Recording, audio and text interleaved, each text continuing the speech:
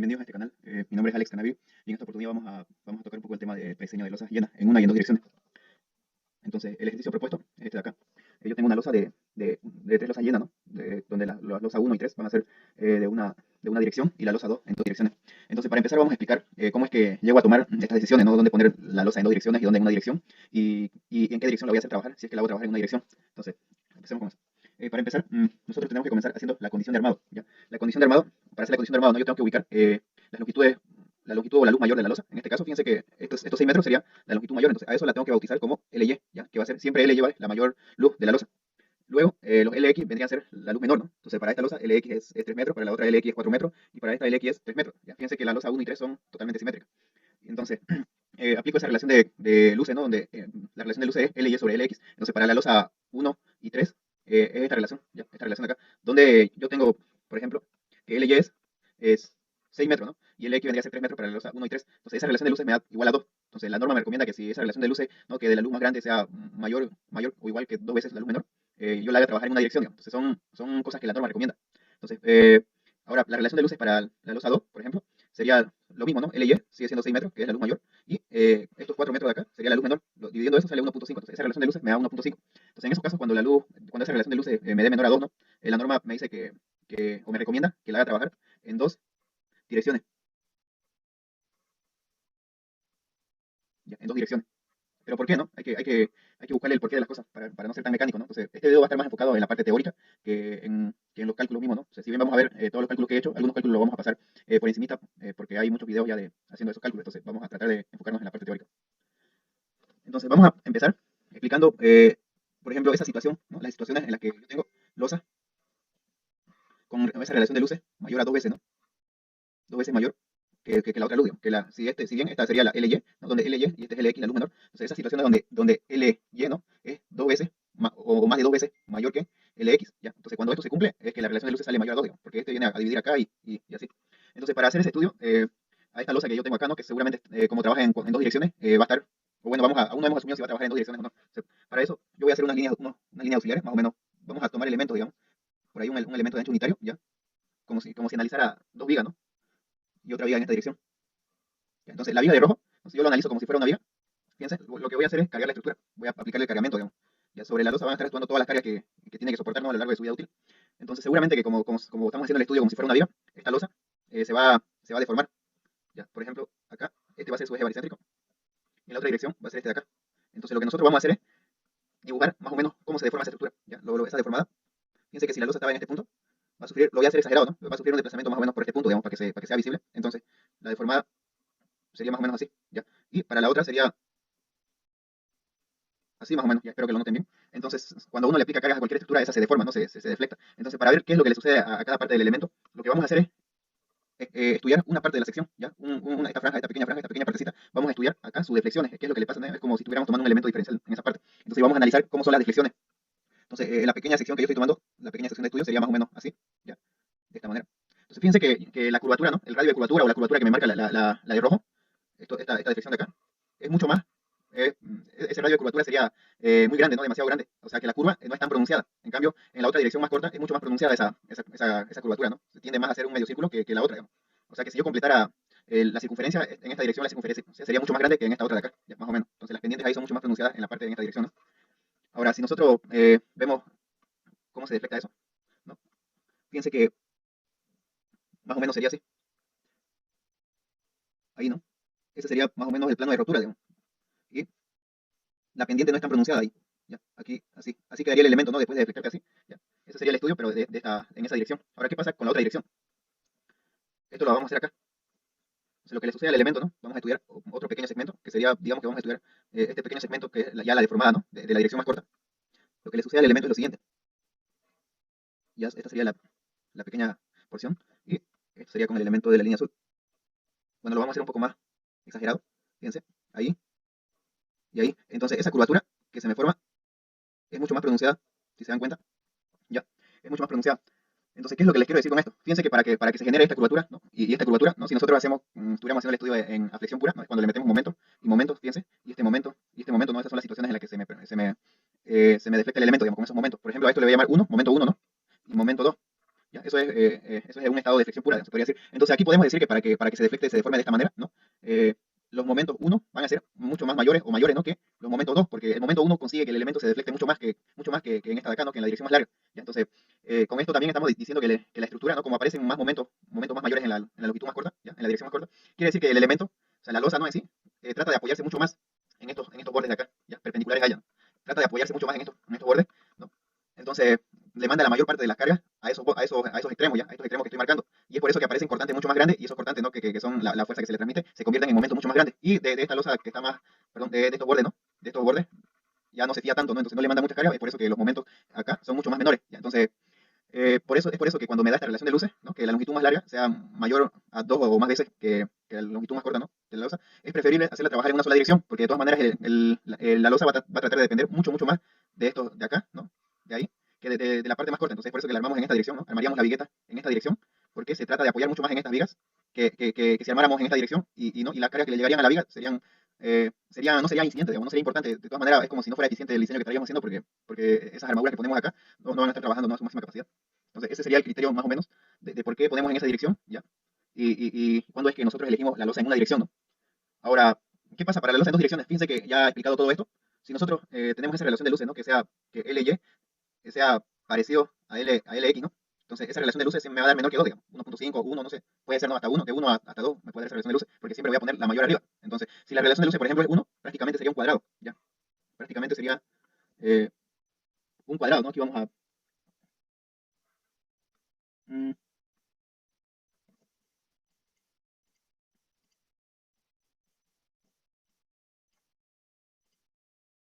ya, vamos a dibujar un cuadrado nosotros mismos. Entonces, por ahí más o menos es un cuadrado.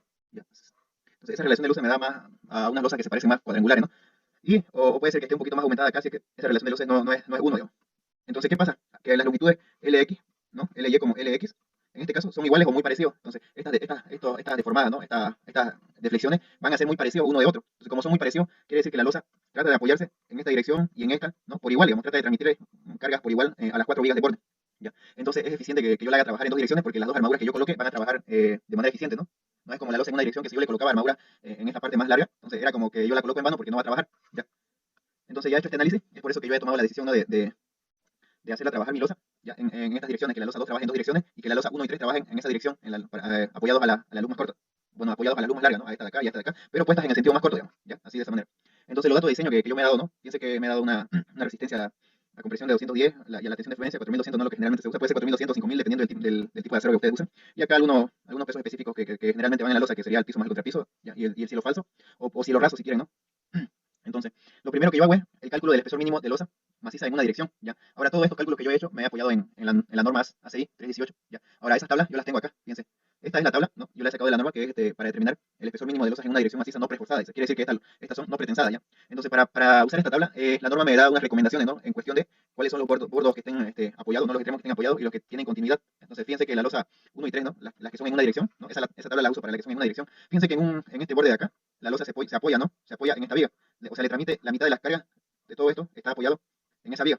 Y esa viga le transmite las cargas a las columnas y así va el sistema estructural. Entonces, de todas maneras, por el borde izquierdo está simplemente apoyado, pero por el borde derecho, ¿no? Aquí en B, en esta parte. Fíjense que en esa parte, esa losa tiene continuidad con la losa 2. Entonces, ahí actuaría como si fuera un empotrado, ¿ya? O sea, cuando tiene continuidad, lo ponemos como empotrado. Y fíjense que para la losa 3 es la misma situación, simplemente que es un poquito al revés, ¿no?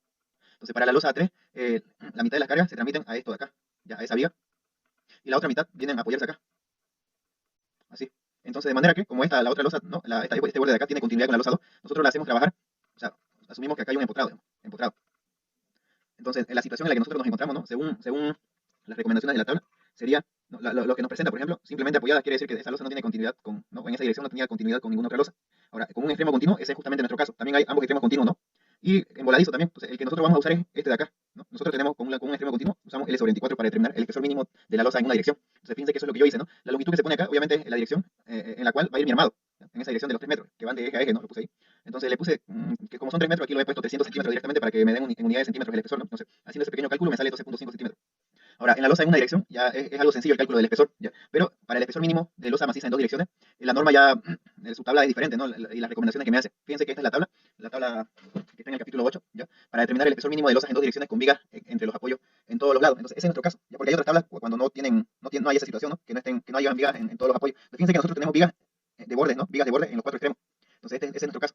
Entonces, la norma me recomienda, ¿no? Que yo tengo que calcular este valor que es alfa FM para poder determinar en qué caso yo estoy, si estoy en A, si estoy en B, si estoy en C, en D, ¿no?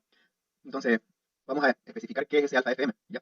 Para empezar, el alfa FM es el valor promedio de todos los alfa F, ¿ya? Es el promedio, ¿no? De todos los alfa F. Y el alfa F es igual a la relación de rigideces, ¿no? Entonces, una rigidez es un número es un múltiplo, ¿ya? Un producto entre módulo elástico por la inercia de la sección, dividido entre módulo elástico por la inercia. ¿Pero de qué, no? Acá arriba es de la viga con respecto a las de la losa, ¿ya? Bueno, si bien en notaciones norteamericanas lo ponen así, ¿no?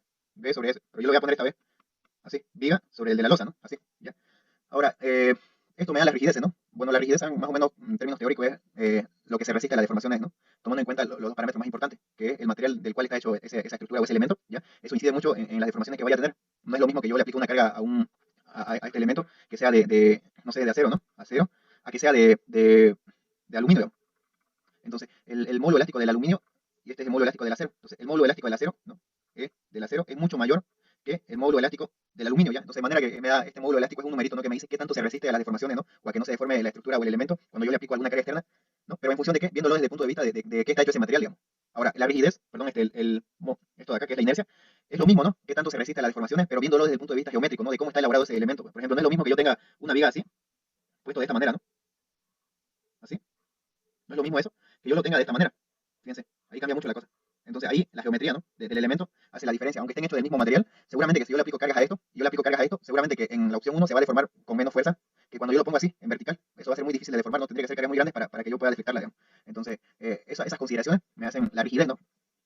Y ahí lo que yo tengo que comparar son las rigideces de la viga sobre la losa, ¿no? Entonces, yo tengo que sacar este alfa F1 cada vez que haya aquí va a haber un alfa F, por ejemplo, donde hay viga y losa, aquí, ¿no? Acá va a haber un alfa F1 y así, viga y losa, otro alfa F2 lo nombraré, digamos, alfa F3 lo nombraré y alfa F4 lo nombraré, ¿ya? Y así. Entonces voy a sacar estas relaciones de rigidez, ¿no? Entre losa y viga de las cuatro vigas con las losas que se apoyan en ella y voy a sacar un promedio de ellos. Ese promedio obviamente va a ser la sumatoria de todos los alfa F dividido entre el número de números, ¿no? Que yo estoy sumando, en este caso 4, y con eso voy a tener el promedio alfa FM. Y con eso me voy a tabla, ¿ya? Tengo que irme a esta tabla y yo comparo, ¿no? ¿Dónde estoy? Si estoy en alfa, si alfa FM es, en este caso, menor o igual que 0.2, es mayor que 0.2 y menor que 2, o estoy en mayor que 2. Entonces, en función de eso, la norma me dice que calcule el espesor mínimo y me da dos opciones también. Por ejemplo, en este caso, me dice que yo elija el mayor, ¿no? El espesor mayor que me dé esta fórmula, o que yo adopte esto de acá, que es 125 milímetros, que serían prácticamente 12.5 centímetros, o esta otra, ¿no? Este otro caso.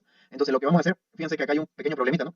En nuestro ejercicio, fíjense, yo solamente tengo la losa y las dimensiones, ¿no? No tengo las dimensiones de las vigas, no tengo el espesor de losa aún, porque eso es lo que yo voy a calcular. Entonces, para determinar la propiedad geométrica que yo voy a relacionar, en este caso sería la inercia, necesito saber cuál es la sección, ¿no? ¿Cuál es la sección de la viga? Porque para saber su inercia yo tengo que saber su base, perdón, su altura y su base, ¿no? Eso es lo que yo no tengo.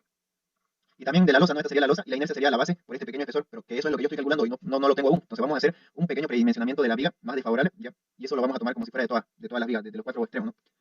Entonces, un criterio que yo he encontrado para el diseño de vigas, ¿ya? O el predimensionamiento de una viga, ¿no? Es el que se encuentra entre L sobre 12 y L sobre 10, ¿de qué? De la luz más desfavorable. En este caso, nuestra luz más desfavorable es los 6 metros, ¿no? Esto de acá, estos 6 metros.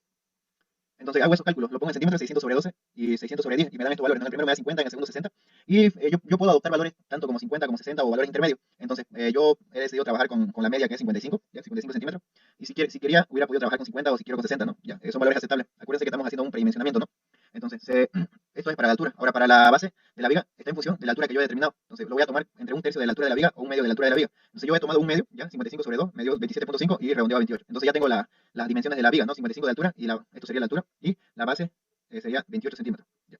Ese sería el predimensionamiento de la viga. Ahora nos pasamos al siguiente caso, ¿no? Fíjense, aquí les he explicado, ¿no? A detalle lo que es los alfa FM que ya hemos mencionado.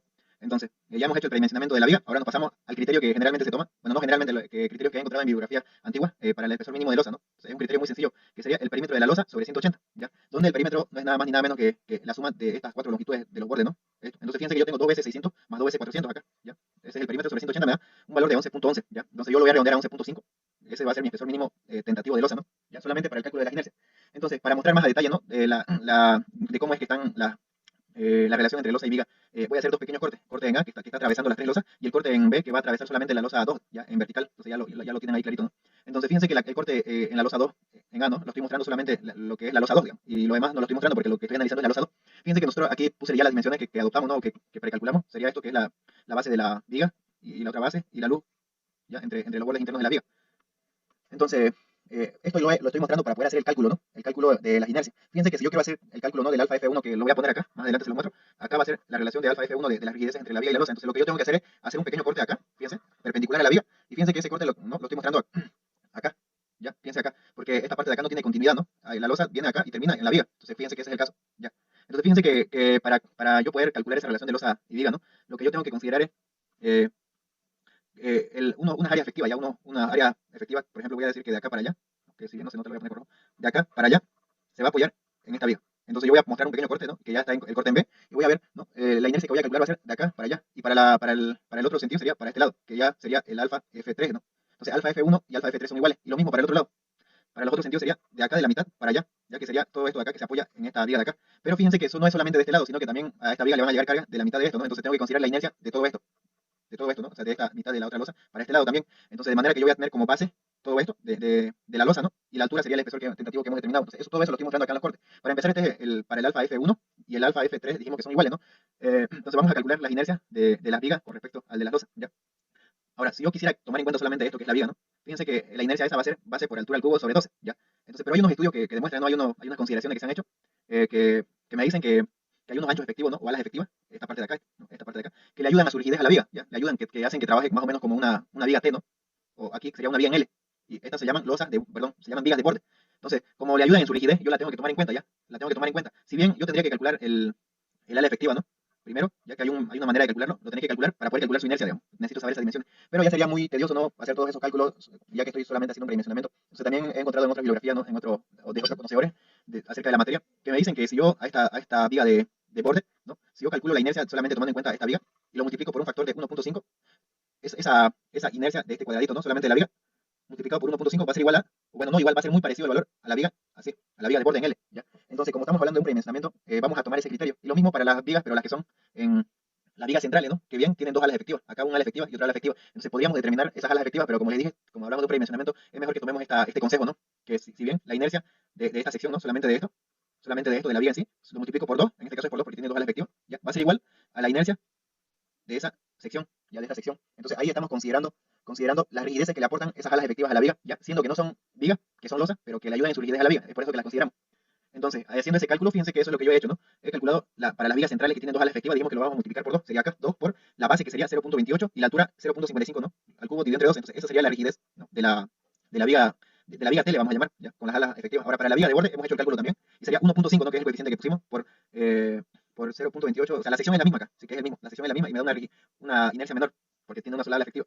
Entonces, ya aquí, fíjense que lo he detallado, ¿no? La norma me permite tomar en cuenta como parte de la viga las alas efectivas que son parte de la losa, pero que no son parte de la losa, ¿no? Pero que, aquí me he equivocado, ¿no? Que no son parte de la losa, pero que trabajan como parte de la viga en el cálculo de la rigidez. Ya, eso lo voy a corregir después. Entonces, hasta aquí hemos hecho solamente el cálculo de las inercias de las vigas de borde y de las vigas centrales, ¿no? Para calcular esos alfa F.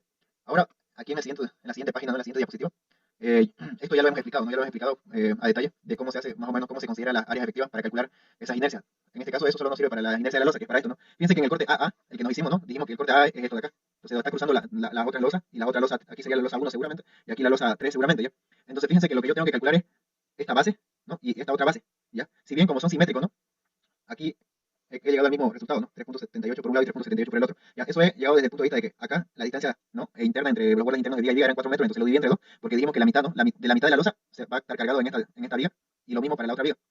Así. Pero no es solamente de esa losa, sino también de la otra losa, ¿no? De la losa 1. O sea, esa sería el área efectiva que se carga esa viga, más o menos. Entonces, esa área, esas dimensiones de losa es lo que yo tengo que considerar también para la inercia, ¿no? Entonces, fíjense que aquí lo que está de morado sería esto de acá que tengo de morado, que es para el alfa F1, y acá dijimos que es igual al alfa F3, ¿ya? Al alfa F3. Entonces, la inercia que sería la base de esto de acá, ¿no? Esta dimensión, más por esta altura mínima que calculamos para la losa, que era 11.5, creo, ¿ya? Entonces, ya tenemos las dimensiones, lo único que hacemos es base por altura al cubo sobre 2. Entonces, lo mismo para la losa, que es, bueno, para el otro corte BB, ¿no? Que cruzaba todo esto, ¿ya? Ese sería B y B'. Entonces, ahí es donde yo tenía las vigas de borde. Entonces, la dimensión ahí para el ancho efectivo de la losa, ¿no? Fíjense que es de acá hasta la mitad. Entonces, acá la base de la losa es menor, ¿ya? Solamente le sumo a estos tres, bueno, esto era 6 metros, ¿no? Que es la luz más grande, 6 metros. Lo dividí entre 3 porque la mitad se carga allá y la mitad allá, ¿no? A la otra viga. Entonces, eso es lo que hice, fíjense. Acá lo dividimos entre la mitad de la losa se carga así, ¿no? O sea, el ancho efectivo para la cual voy a considerar esa inercia va a ser así de esa manera, la mitad para una viga y la mitad para otra viga. Entonces, calculo esas dimensiones, ¿no? La base 3.28 y la altura sería el mismo espesor. Entonces, ahí ya, fíjense, aquí ya estoy haciendo ese cálculo, ¿no? Si bien ya tenía el alfa F1 y alfa F3 van a ser iguales, ya dijimos eso. Esto sería la inercia de la viga, ya, la inercia de la viga, pero de las vigas externas, ¿no? O sea, de las vigas de borde que son para 1 y 3. Ya. Y la inercia sería lo mismo, ¿no? Lo que le dije, 3.28, que es la base por la altura 0.115 al cubo. Y bueno, ya aquí igual ya lo ven a detalle esa relación. ¿Ya? Entonces todo eso, a todo eso les da el valor para la alfa F1, 3 y alfa F3, le da 14. Y para el otro, el 2 y el 4, le da 16.2.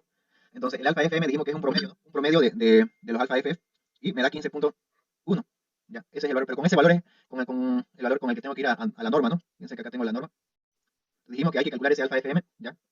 Que, que prácticamente ese alfa FM es la relación de rigideces promedio de todas las vigas de borde con la losa, ¿no? Entonces, nosotros estamos en este caso, alfa FM nos salió 15.1, me parece. Entonces, este es mayor que 2, ¿ya? De manera que yo tengo que venir acá, por este lado, y preguntarme, ¿no? O sea, calcular este valor y elegir el mayor entre ese valor o 90 milímetros, que prácticamente serían 9 centímetros de losa. Entonces, fíjense que cuando yo tengo valores mucho más grandes de alfa FM, ¿no? Es que yo estoy considerando vigas mucho más rígidas. O sea, vigas más confiables donde la losa se puede apoyar mucho más, entonces tienen mucho más deformaciones y resisten mucho más, ¿no? Entonces, cuando yo voy a tener alfa FM en este rango de acá, de 0.2 a 2, seguramente que mis vigas van a ser menos rígidas, ¿no? O sea, la inercia de ellas o las dimensiones de ellas van a ser menores que de esta otra tabla, que de esta de acá. Entonces ahí fíjense que en ese caso la viga, o sea, la losa se apoya en las vigas, ¿no? Pero no se fía tanto al 100%, sino que es por eso que me da espesores mayores. Fíjense que acá el mínimo que me da es 12.5 centímetros, o lo que me calcule con esto de acá, ¿ya? Ahora en esta parte de acá ya no se fía, ya dice que mis vigas no son tan fiables, no son fiables, ¿no? De manera que me dice que calcule con esto de acá. Entonces, esas recomendaciones que tengo acá son para losas que no tienen vigas de borde, ¿ya? O que sus vigas de borde prácticamente no ayudan en nada a la rigidez, ¿no? Entonces, más o menos es esas las recomendaciones. Entonces, vamos al cálculo del espesor mínimo, ya que está acá, fíjense. Entonces, el LN es la luz libre, ya la luz libre más grande. En este caso serían los 600 centímetros, ¿no? 6 metros, que era la luz más grande. Reemplazo ahí, reemplazo de 0.8 más 420. Entonces, si nuestro F lleno, que es la tensión de fluencia, era 4200, acá lo tengo que poner en newton sobre milímetro al cuadrado, o lo que es megapascales, ¿no? Megapascales. Entonces, aquí sí o sí tiene que ir en megapascales, ¿ya? Aquí 36 más 9 por beta. Beta, que es la relación de luces, que sería LY sobre LX, ¿ya? Entonces, todo eso me da un espesor mínimo de 14 centímetros, ¿ya? Entonces, dijimos que teníamos que coger el espesor mínimo que me dé, ¿no? El espesor mínimo va a ser el mayor entre esto y esto que me indica la norma. Entonces, como es 14 es mayor que 9, vamos a asumir 14. Ahora yo he adoptado estos 14 centímetros para toda la losa, ¿no? Las tres losas, ¿ya? Constructivamente es mucho más sencillo eso. Entonces, como ya tengo el espesor de losa, ¿no? Recién puedo hacer la estimación de carga. Entonces, para la estimación de carga hay que calcular el peso propio o el peso total de toda la losa, ¿ya? Entonces, yo estoy considerando acá un cielo raso, y la altura mínima que calculé, ¿no? De losa, o el espesor mínimo de losa, y ese espesor mínimo va a ser 14 tanto en una como en dos direcciones. Y acá estoy considerando 5 centímetros de piso más contrapiso, ¿ya? Esto se coloca porque cuando yo hago el acabado de la losa, aquí no se acaba así rectito como lo pongo ahí, ¿no? Se acaba así como con irregularidades, entonces de manera que yo sobre esa superficie un poco irregular, se podría decir, que no está tan liso, no puedo poner lo que yo vaya a poner, si es cerámica, porcelanato o lo que sea, ¿no? Que voy a poner, no lo puedo poner sobre esa superficie. Entonces por eso que yo le pongo una pequeña capa de mortero, ¿ya? De manera que yo pueda hacer una superficie mucho mejor, ¿no? Que el acabado de la losa, y sobre eso ya puedo apoyar uniformemente lo que yo voy a poner, si es cerámica, azulejo o cualquier otro elemento, ¿no? Que constituya el piso. Entonces estas son las consideraciones que estoy haciendo ya. Aquí voy a poner cielo raso, ya dije, ¿no? Entonces, hacemos la estimación de carga. Entonces esto es muy sencillo. Cuando hablamos de losa llena, ¿no? Dijimos que generalmente cuando trabajamos en una dirección se toma una franja de 1 metro de ancho unitario. Entonces, para hacer el cargado también sobre esa franja, vamos a calcular solamente una fuerza, esto de acá, una carga uniformemente distribuida. Entonces, hacemos ese cálculo. El peso específico de la losa, ¿no? Es 2.5 toneladas por metro cúbico, y lo multiplico por la altura del espesor, que es 14 centímetros, ¿ya? Por 1 metro para el ancho de influencia. Me da 0.35, y lo mismo para el cielo raso, ¿no? Para el cielo raso estoy tomando 1.2, y ese espesor sería esto de acá, 1.5 centímetros, que en metros sería 0.015 metros, por 1 sería 0.18, que es esto. Y hago la estimación para el piso más contrapiso, que estoy tomando como 2.3, ¿no? 2.3 por 0.05, que es el espesor, 5 centímetros, 0.05 metros por 1 metro sería esto de acá. Entonces hago la sumatoria de todas estas y me va a dar esto, que es el peso propio total. Entonces eso es igual a la carga muerta, ¿no? De la estructura, o sea, de la losa. Y como carga viva estoy tomando 200, se puede ser entre 150 o 200 según las recomendaciones del ingeniero Lazo. Entonces yo estoy tomando un valor intermedio que es 200, ¿no? Que eso es haciendo referencia a losas para vivienda, ¿no? Para vivienda, o puede ser hasta departamento, ¿no? Entonces, hasta ahí ya he hecho el cálculo. Ahora hago la estimación de carga, ¿no? Esta parte de la estimación de cargas y los esfuerzos internos los voy a pasar un poco rápido porque ha sido muy bien cubierto, me parece, por el auxiliar. Entonces vamos a pasarlo algo rápido ya. Aquí no, ya hago la mayoración de carga. Si bien acá, fíjense que el factor de mayoración que estoy tomando es 1.2. Entonces ese factor lo que me hace es mayorarme un 20% de la carga muerta, porque la carga muerta es algo que no es tan variable, ¿no? Se podría decir que yo conozco mucho más de la carga muerta que de la carga viva. Entonces, por eso generalmente solo se toma un factor de seguridad del 20%. Ahora, para la carga viva, fíjense que yo estoy tomando 1.6, o sea que estoy aumentando la carga viva, ¿no? Un 60%, o sea, mucho más del 50%, ¿no? Y es porque yo no conozco tanto de la carga viva, ¿ya? Si bien la norma me recomienda las cargas vivas, ¿no? Para diferentes tipos de uso, igual esas cargas se las mayora. ¿Por qué? Porque la carga viva es una carga variable, ¿no? Yo no puedo saber con exactitud a qué cargas está sometida mi estructura. ya qué carga viva, digamos. Entonces puede que un día esté mucho más a otra y mucho menos otro día, ¿no? En otro momento, en función del tiempo. Entonces por eso que cuando hacemos el diseño para vigas, por ejemplo, para sistemas así, uno lo que calcula es las envolventes, ¿no? Las envolventes, que si bien me va a dar los momentos más grandes acá, y así para los negativos, y así más o menos, ¿ya? Entonces uno trata de tomar mucho más coeficiente de seguridad, ¿no? En lo que es la carga viva. Y además de eso, cuando uno hace el diseño, también lo multiplica por factores de reducción, ¿no? De resistencia. Uno aumenta las cargas y reduce la resistencia y eso actúa como factores de seguridad para que nuestro diseño no salga tan malo. Entonces ya he hecho el cálculo de esto de acá, ¿no? Que son la carga muerta y la carga viva mayorada ya. Por eso le pongo GU y PU último, ¿no? Hago la estimación de cargas que es Q, Q' y Q', que es para usar la tabla de Markov, ¿no? Si bien cuando hablamos de losas en una dirección, yo puedo calcular los esfuerzos internos de la losa en una dirección, tomándola como si fuera una viga de un ancho de 1 metro, ¿no? Entonces puedo analizar esa viga y esos son los mismos esfuerzos internos que van a aparecer, ¿no? A lo largo de toda esta viga, o sea, de toda la losa. En cambio, cuando estoy hablando de losas en dos direcciones, van a ver, la losa se apoya en esta viga, en esta viga, en esta viga y en esta viga, ¿no? Y le transmiten cargas parecidas, de manera que van a aparecer momentos, ¿no? Tanto en este sentido como en este sentido, ¿ya? Entonces, seguramente que los momentos más grandes van a salir en esta de acá, en la dirección más corta, ¿no? Pero de todas maneras, hay que considerar también esto de acá, como lo estamos armando de direcciones, hay que calcular los momentos en ambas direcciones. O sea, cuando trabajas así, bidireccional, los momentos ya no son tan normales, ¿no? Sino que se tornan así como circulares, medio cuadrados, y así va. O sea, ya no es como cuando lo analizamos así lineal. Entonces, este tipo de análisis se suele hacer con programas, ¿ya? Porque es difícil hacer el cálculo este, ¿no? Entonces, uno de los métodos para hacer el cálculo manual sería el método de las tablas de Marcus. Entonces, ese método de ahí, para usar ese método, hay algunas condiciones, ¿no? Hay algunas recomendaciones que me da. Yo solo puedo analizar, ¿no? Para la tabla de Marcus si es que hay una carga uniformemente distribuida. O sea, solamente en esos casos, digamos. O sea, que sí o sí tengo que distribuirlo uniformemente toda la losa, ya con una sola carga. No puedo hacer como cuando yo hacía en vigas, ¿no? Los estados de carga, todo lo cargaba con la carga muerta, pero en unos tramos con carga viva y en otros no, y así, ¿no? Aquí si pongo otro tramo más y en otro no, y así va intercalando la carga viva para generar los momentos más grandes en cada tramo, ¿no? Y poder hacer la envolvente, ¿ya? Entonces yo no puedo hacer esto en la losa en dos direcciones utilizando las tablas de Markov, pero no, es para eso que calculo estos coeficientes, esto Q, Q' y Q', ¿ya? Para eso calculo, y bueno, sin entrar en tanto detalle, para que no se haga muy largo el video, vamos a seguir con esto. Para que no se haga pesado el video, voy a grabar una segunda parte de todo esto,